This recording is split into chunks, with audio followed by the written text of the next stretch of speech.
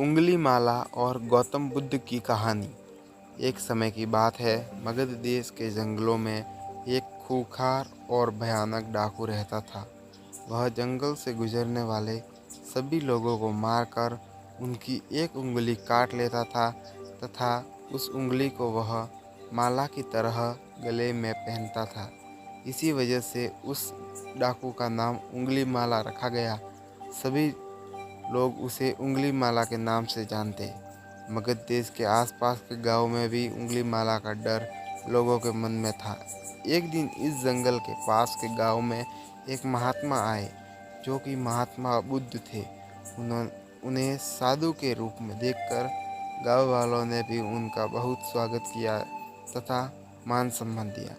कुछ समय तक उस गांव में रुकने के बाद उन्हें यह समझ आ गया कि इस गांव के लोग डरे डरे और सहमे सहमे से है। उन्होंने लोगों से पूछा कि आप लोग इतने डरे हुए क्यों हो। तब लोगों ने उन्हें पूरी बात बताई और उंगलीमाला के बारे में पूरी कहानी सुनाई कि वह जो भी व्यक्ति जंगल में से गुजरता है उसे पकड़कर मार देता है, उसकी उंगली काटकर अपने माला में सजा देता है। वह अभी तक 99 लोगों को मार चुका है। इस वजह से कोई भी उसे जंगल में के पास से भी गुजरना नहीं चाहता। सभी की बात सुन के भगवान बुद्ध यह फैसला लेते हैं कि वह जंगल में जाएंगे। यह बात सुनकर सभी लोग डर जाते हैं और उन्हें जंगल में जाने से रोकते हैं और कहते हैं अगर आप उस जंगल में गए तो आपको भी मार देगा। आप यह रहकर ही डाकू के आतंक से कृपया हमें बचाएं। कृपया आप जंगल में ना जाएं। वह किसी की बात नहीं सुनते और महात्मा बुद्ध उसी जंगल की ओर निकल जाते हैं। थोड़ी देर बाद वह जंगल में पहुंच जाते हैं। तभी अंगुलीमाला को महात्मा बुद्ध दिखाई देते हैं। साधु की वेशभूषा में आते देख अंगुलीमाला अचंभित हो जाता है। वह सोचता है कि इस जंगल में लोग आने से भी डरते हैं।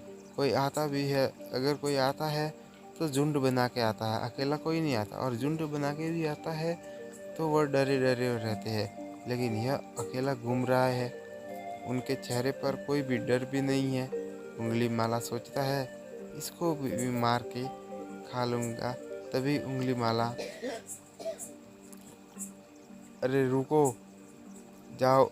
अब भगवान बुद्ध उसकी बातों को अनसुना करके चलते हैं। तभी वह पीछे से चिल्लाता हुआ बोलता है, मैंने कहा रुको। गौतम बुद्ध पलट जाते हैं और देखते हैं उसके सामने एक लंबा चौड़ा सा बड़ी बड़ी आंखों वाला एक व्यक्ति खड़ा है, जिसके गले में उंगलियों की माला है। वह थोड़ी देर देखते फिर वापस चलने लगते हैं। उंगलीमाला क्रोधित हो जाता है। वह बोलता है कि तुम्हें मारकर अपने 100 लोगों को मारने की प्रतिज्ञा को पूरा करूंगा।